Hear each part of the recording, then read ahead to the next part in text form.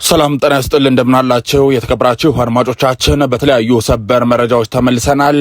በቅድሚያም ዋና ዋናዎቹን በማስተዋወቅ እንጀምራለን። ከደቂቃዎች በፊት በተሰማ ሰበር መረጃ በስጋት ሲጠበቅ የነበረው የኢትዮጵያና የኤርትራ ጦርነትን ሊያስጀምሩ የሚችሉ ተኩሶች በስፋት መከፈታቸው ታውቋል። ይህም ከደቡባዊ የኤርትራ ክፍል የተነሳው የኤርትራ ጦር ወደ ኢትዮጵያ የመከላከያ ኃይል እንዲሁም የትግራይ ኃይሎች ቀድሞ በነበሩበት አካባቢዎች ጥቃት መሰንዘሩን ተከትሎ የፌሪ መከላከያ ሰራዊት ከዚህ ቀደም ወደ አካባቢው እንደገባ የሚታወቅ ነው። አጸፋውን እየመለሰ እንደሚገኝ ሰበር መረጃዎች ወጥተዋል። ይህም በተመለከተ የደረሰንን ዝርዝር መረጃ እናስደምጣችኋለን። ከዚህ ባለፈም ደግሞ የኢራን የአሜሪካና የእስራኤልን ጦርነት በተመለከተም ከደቂቃዎች በፊት እጅግ አስገራሚ የሆኑ ሰበር መረጃዎች እየተሰሙ ይገኛሉ። በተለይም ደግሞ በዛሬው ዕለት በዓለም አቀፍ ደረጃ ብዙዎችን እያነጋገረ የሚገኘው ከዚህም አልፎ የኢራን ወታደራዊ አዛዦች፣ የቴህራን የኒውክሌር ባለሙያዎችና የመከላከያ አመራሮች መገደላቸው ታውቋል። ይህም በተመለከተ ከውጪ ያዝነው መረጃ ነው። እንዲሁም ከትግራይ ክልልም ጭምር ሌሎች ከሀገራችን ሰበር መረጃዎች እየተሰሙ ይገኛሉ። በተለይም ደግሞ ታደሰ ወረደ በጊዜ አስተዳደርነት የሚመሩት የትግራይ ክልል ጊዜ አስተዳደር እጅግ አስገራሚ የሆኑ በተለይም ደግሞ ከአማራ ክልል አከራካሪ አካባቢዎች ጋር በተያያዘ መረጃዎችን አውጥተዋል። እነዚህና ሌሎች መደመጥ ያለባቸው መረጃዎች በሚከተሉት ጥቂት ደቂቃዎች ወደ እናንተ ይደርሳሉ። እንደተለመደው ሁላችሁም ቪዲዮን ላይክ በማድረግ እንድትጀምሩ በትህትና እንጠይቃለን። እንዲሁም ቻናሉን ሰብስክራይብ ያላደረጋችሁ ይህንን ታላቅ ቻናል ሰብስክራይብ በማድረግ እንዲሁም ከጎን ያለችውን የደውል ምልክት በመጫን አዳዲስ ትኩስ እንዲሁም መደመጥ ያለባቸው መረጃዎች በፍጥነት እንደምታገኙ ለማሳወቅ እንወዳለን። ተቀላቀሉ፣ ቤተሰቡ ነው። ወደ ቀዳሚ መረጃችን አልፋለን። ወደ ዓለም አቀፍ መረጃዎች እንዲሁም የኢትዮጵያ ጦርነትን በተመለከተ የወጣው መረጃ ከማድረሳችን በፊት ከትግራይ እጅግ አነጋጋሪ የሆኑ ጉዳዮች እየተነሱ ይገኛሉ። ስናስቀድም ትግራይ የምትረከበው እንጂ አሳልፋ የምትሰጠው አንዲት ጋት መሬት የለም ሲሉ ሌተናንት ጀነራል ታደሰ ወረደ አቋማቸውን አሳወቁ። የትግራይ ጊዜ አስተዳደር ፕሬዝዳንት ሌተናንት ጀነራል ታደሰ ወረደ ባስተላለፉት መግለጫ በትግራይ ህልውናና የማንነት ጥያቄ ላይ ምንም አይነት ድርድር እንደሌለ አሳስበዋል። በትግራይ ውስጥ ታሪክ ውስጥ እንደተጋረጠው ህዝቡ የፖለቲካ አመለካከት፣ የሃይማኖት፣ የእምነት እንዲሁም የጾታ ልዩነት ሳይበግረው በህልውናው ላይ የሚመጣን ማንኛውም ብሔራዊ አደጋ በአንድነትና በጽናት የመመከት ብቃት እንዳለው ገልጸዋል። በትግራይ ህልውና ላይ የሚመጡ ኃይሎችም ቀፎ እንደተነካበት ንብ በአንድነት በመነሳት ተአምር የሚሰራ ህዝብ መሆኑንም አስገንዝበው ፕሬዝዳንቱ አክለው የፌዴሬሽን ምክር ቤት በቅርቡ ያስተላለፈውን ውሳኔ ተከትሎ የታየው የህዝብ ቁጣና ቁርጠኝነት ህዝቡ በራሱ የመወሰን መብቱና በቀጣይነቱ ላይ እንደማይደራደር ጭምር በድጋሚ ያረጋገጥበት ነው ሲሉም አክለዋል። የምዕራብ ትግራይ ብለው የገለጹት አካባቢ ደቡብ ራያና ጸለምት አካባቢዎችም ጭምር አወዛጋቢ ተደርገው እንዲሳሉ የሚደረገው ጥረት ትግራይን የማዳከም ስልታዊ ሴራ መሆኑን የጠቆሙት ጀነራሉ በታሪክም ሆነ በህጋዊ ሰነዶች ሲታይ ትግራይ የምትረከበው መሬት እንጂ ለሌሎች አሳልፋ የምትሰጠው አንዲት ቅንጣት መሬት እንደሌላትም ጭምር ተናግረዋል። አክሎም በመጨረሻ ሌተናንት ጀነራል ታደሰ ወረደ በሀገር ውስጥና በውጭ የሚገኙ የትግራይ ተወላጆች፣ ለፖለቲካ ድርጅቶች መሪዎች፣ የጸጥታ ኃይሎችና የሲቪል ሰራተኞች ላሳዩት የተቀናጀ ትግል እናመሰግናለንም ብለዋል። ከዚህ ጋር በተያያዘ ታዲያ በዓለም አቀፍ ደረጃ በብዙዎች ተቀባይነትና ተደማጭነት ያለው አንድ ሚዲያ ይህንን ብሏል። ኢትዮጵያ ለጦርነት የተዘጋጀች ነው ሲል ክሪቲክ ትሬስ ስለ ኢትዮጵያ ያለውን ጦርነት ስጋት እንዲያስቀምጧል። ዋና ዋና ነጥቦቹም ታዲያ የኢትዮጵያ ፌዴራል መንግስት በህዝባዊ ወያኔ ሓርነት ትግራይ ላይ በሚቀጥለው አንድ ወር ውስጥ ወታደራዊ ጥቃት ሊሰነዝር እንደሚችል ይገመታል ብሏል። የዚህ ጥቃት ዓላማ ህወሓትን ከጥቅም ውጪ ማድረግና በኤርትራ በህወሓት እንዲሁም በአማራና በኦሮሚያ ክልል ባሉ ታጣቂዎች መካከል እየተፈጠረ ያለውን ላላ ያለ ጸረ ፌዴራል መንግስት ጥምረት ለማክሸፍ ነው ሲልም ገልጿል። ታዲያ የኃይል ስምሪትን በተመለከተ የኢትዮጵያ መከላከያ ሰራዊት መድፍ፣ ታንኮችና ወታደሮችን ወደ ትግራይ ክልል አዋሳኝ አካባቢዎች እንዲጓዝ መሆኑንም ወይም እያደረገ እንደሚገኝ የሚያሳዩ ቪዲዮዎች በማህበራዊ ሚዲያዎች እየታዩ ነው። የቀድሞ ወታደሮች ጥሪን በተመለከተ የኢትዮጵያ መከላከያ ሰራዊት የቀድሞ ሰራዊት አባላት ዳግም እንዲመዘገቡና እንዲንቀሳቀሱ ጥሪን አቅርቧል።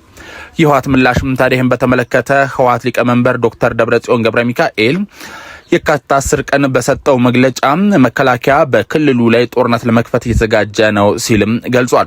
ዓለም አቀፍ ማህበረሰብ ሁኔታውን እንዲቃወሙ አስጠንቅቋል። የቀጠናውን ስጋት በተመለከተም የትግራይ ውስጥ የሚነሳ ጦርነት በኢትዮጵያና በኤርትራ መካከል ያለውን ግንኙነት ይበልጥ ሊያሻግር ይችላል። ይህም እንደ ግብጽ፣ የተባበሩት አረብ ኤሚሬትና እስራኤል እንዲሁም ሳውዲ አረቢያ ያሉ ሀገራትን ወደ ግጭቱ ሊያስገባ የሚችል የቀጠናው ስጋትን ይፈጥራልም ብሏል። ይህ ድረገጽ የተወደዳችሁ አድማጮቻችን በቀጣይነትም በመግቢያችን ላይ ወደ አስተዋወቅናችሁ እጅግ አስገራሚ ወደ ሆነው ሰበር መረጃችን አልፋለን። በዚህም ታዲያ ከደቂቃዎች በፊት በተሰማው ሰበር መረጃ የኤርትራ ኃይሎች ጥሰው ወደ ኢትዮጵያ ድንበር በማግባት ተኩስን ለመክፈት ቢሞክሩም የፌዴራል መከላከያ ሰራዊት ከዚህ ቀደም ከሳምንት በፊት ወደ ትግራይ ክልል እንዲሁም ከማዕከላዊ የትግራይ አካባቢዎች ወደ ሰሜኑ የትግራይ ክልል ወይም ደግሞ ደቡባዊ የኤርትራ አዋሳኝ አካባቢዎች በመስፈር ይህንን ጥቃት እየመከተ ይገኛል። የኤርትራ ጦር ድንገተኛ ጥቃት ያደረሱበት ምክንያትም ሆነ በኤርትራ መንግስት ምንም አይነት መግለጫ እስካሁኑ ይህ ዜና አስቆጣበት ሰዓት ባይገለጽም ከባድ የሆነ ተኩስ ከፍተዋል። ይህንንም ለመመከት የፌዴራል መከላከያ ሰራዊት ዳግመኛ አጸፋውን ለመመለስ እንደተገደደ የታወቀው ከኢትዮጵያ መንግስትም ሆነ ኤርትራ መንግስት እስካሁን ይፋዊ መግለጫ የለም። ምናልባትም በዛሬው ዕለት ይፋዊ መግለጫ ከኢትዮጵያ መከላከያ ሰራዊቱም ሆነ ከጠቅላይ ሚኒስትር አብይ አህመድ እንዲሁም ከኤርትራ መከላከያ እንዲሁም ከኤርትራ ማስታወቂያ ሚኒስትርና ከፕሬዝዳንቱም ሊሆን ይችላል መግለጫዎች እየተጠበቁ ይገኛሉ። ይህን ጉዳይ በተመለከተ ሰበር መረጃዎችን ተከታትለን እንመለስበታለን። በቀጥታ ወደ ኢራንና አሜሪካ እንዲሁም ቻይናም ጭምር ስጋቷን ወደ አስገባችበት የእስራኤልም ጥቃትም ወደ ተመለከተው መረጃችን አልፋለን።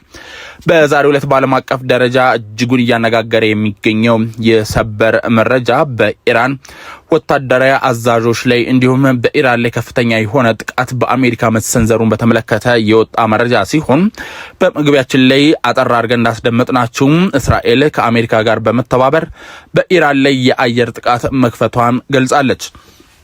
እስራኤል ከአሜሪካ ጋር በመተባበር ታዲያ ይህ የተለያዩ የቴህራንና የሀገሪቱ ክፍሎች ላይ ሰፊ ተከታታይ የአየር ጥቃት መጀመሯን አስታውቃ በሰፊው መረጃዎችም ከዚህ ጉዳይ ጋር በተያያዘ እየወጡ ይገኛሉ።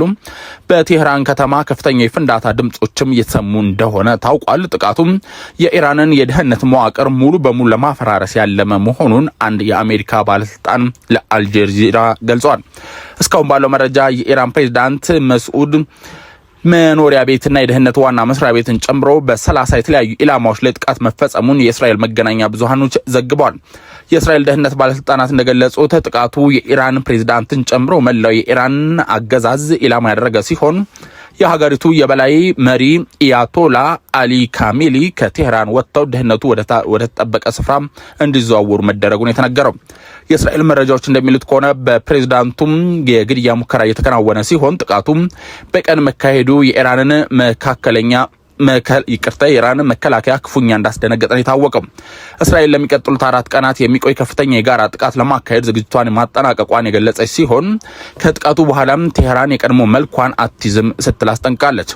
በሌላ በኩል የእስራኤል የስለላ ተቋም ሞሳድ በፋርስ የቋንቋ ባስተላለፉት መልእክትም ኢራናውያን የገዛ ሀገራቸውን አገዛዝ ለመታገል የሚያደርጉት ጥረት ብቻቸውን እንዳልሆኑ ገልጾም ፎቶዎችና ቪዲዮዎችን በማጋራት እንዲተባበሩ ጥሪን አቅርቧል።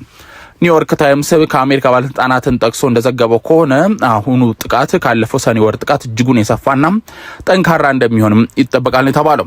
ይህ በድንገተኛ ጦርነት የተቀሰቀሰው በጄኔቫ ይካሄድ የነበረውን የኒኩለር ድርድር መጠናቀቁ በተገለጸ በሰዓታት ልዩነት ውስጥ እንደሆነም ለመታዘብ ተችሏል። ታዲያ ውድ አድማጮቻችን ይህ ዜና ወደ እናንተ ከመድረሱ ከደቂቃዎች በፊት በተሰማው ሌላኛው ሰበር መረጃ ከዚህ ጉዳይ ጋር በተያያዘ ማለት ነው በርካታ የኢራን ወታደራዊ አዛዦች፣ የቴህራን ኒውክሌር ባለሙያዎች፣ የመከላከያ አመራሮች፣ የኢንቴል እና የሱፐር ሊየር መሪ ከደቂቃዎች በፊት አሜሪካና እስራኤል በዋና መስሪያ ቤቱ ላይ ባደረጉት ጥቃት መገደላቸውን ሪፖርቶች አመላክተዋል። እስራኤል ሁለተኛ ዙር የአየር ጥቃት እየፈጸመች እንደሆነም ከደቂቃዎች በፊት እየወጡ የሚገኙ መረጃዎችም ያሳያሉ። ታዲያ የኢራን ምላሽ ምን ይመስላል የሚለውንም ለመታዘብ ችለናል። ኢራን ከእስራኤልና ከአሜሪካ የተሰነዘረባትን ጥቃት በሚቀጥሉት ጥቂት ሰዓታት ውስጥ ምላሽ እንደምትሰጥም ገልጻለች። ኢራን በርካታ ሚሳኤሎቿን ወደ እስራኤል ለማስወንጨፍ በዝግጅት ላይ መሆኗን ዓለም አቀፍ ሚዲያዎችም ዘግቧል። በእስራኤል የሳይረን ድምጽ የተሰማ እንደሚገኝም የደረሰን መረጃ ያመለክታል። እነዚህንና ሌሎች ሰበር መረጃዎችን ከስር ተከታትለን ለእናንተ ውድ አድማጮቻችን ይዘን እንደምንመለስ እየገለጽን ቪዲዮን ላይክ በማድረግ እንዲሁም ቻናሉን ሰብስክራይብ ያላደረጋችሁ ሰብስክራይብ በማድረግና የደወል ምልክቱን በመጫን ቤተሰብ እንድትሆኑን በአክብሮት በመጋበዝ ነው። በቸር ቆዩን።